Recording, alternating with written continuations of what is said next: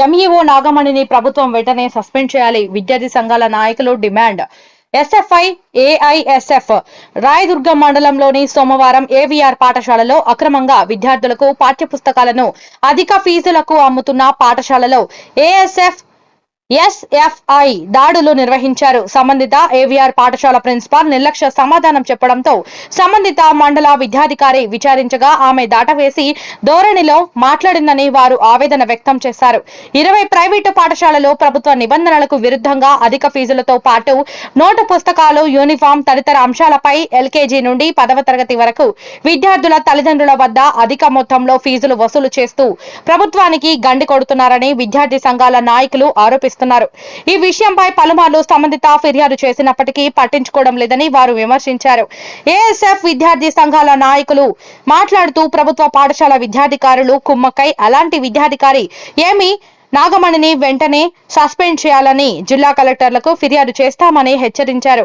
కార్యక్రమంలో విద్యార్థి సంఘాల నాయకులు బంగి శివ, అంజీ, కొత్రేష్ ఇతరులు పాల్గొన్నారు.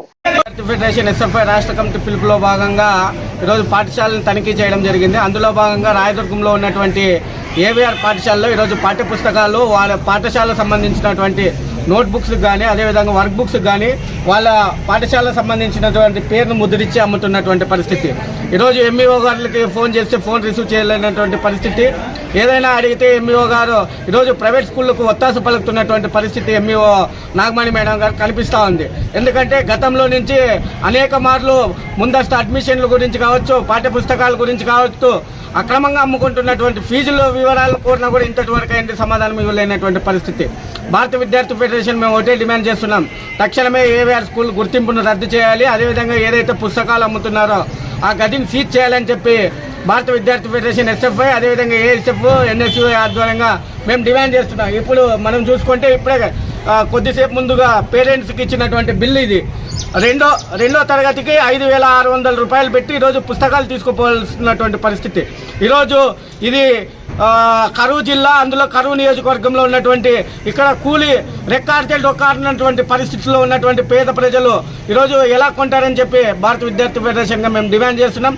తక్షణమే డిఓ గారు కూడా ఎంఈఓ గారి పైన కూడా చర్యలు తీసుకోవాలని చెప్పి భారత విద్యార్థి ఫెడరేషన్ డిమాండ్ చేస్తూ ఉంది. పాఠశాల హెచ్ఎం గారిని మేము ఈ పాఠశాలకు గుర్తింపు సంబంధించి ఎలా ముద్రించి అమ్ముతారు మేడం అంటే ఇంతవరకు అయింది కూడా సమాధానం వచ్చి గంట సేపు అవుతా ఉంది, సమాధానం ఇవ్వటం లేనటువంటి పరిస్థితి. ఏమన్నా ఇంతకు ముందు కూడా అడిగితే మా డీజీఎం గారితో మాట్లాడండి, మా ఏఓ గారితో మాట్లాడండి అంటారు. అందుకని నేను ఒకటి అడుగుతున్నాను, ఇంకా మీరు ప్రిన్సిపాల్గా ఇక్కడ ఎందుకు పనిచేస్తున్నారు? మీ డీజీఎం గారిని వాళ్ళు పిల్లంపించుకొని ఇక్కడ పాఠశాల నడపండి. తక్షణమే ఈ పాఠశాలకు గ్రౌండ్ కూడా లేనటువంటి పరిస్థితి. తక్షణమే ఈ పాఠశాలను గుర్తింపు రద్దు చేయాలని చెప్పి భారత విద్యార్థి ఫెడరేషన్ ఎస్ఎఫ్ఐ, ఎన్ఎస్యు, ఏఎస్ఎఫ్గా మేము డిమాండ్ చేస్తా ఉన్నాం. ప్రభుత్వ నిబంధనలు తుంగలో తొక్కుతూ ఈరోజు రాయదుర్గం నియోజకవర్గంలో విచ్చలవిడిగా పుస్తకాలు అమ్ముతూ అధిక ఫీజులు వేస్తున్నా కూడా గతంలో కూడా ఎంఈఓ గారు రిప్రజెంటేషన్ ఇచ్చినా కూడా ఎంఈఓ గారు మాత్రం స్పందించడం లేదు. ఏమైనా చేసినా కూడా ఎంఏ 2 గారు వచ్చి మొన్నటి రోజున కూడా పుస్తకాలు సీజ్ చేశారు.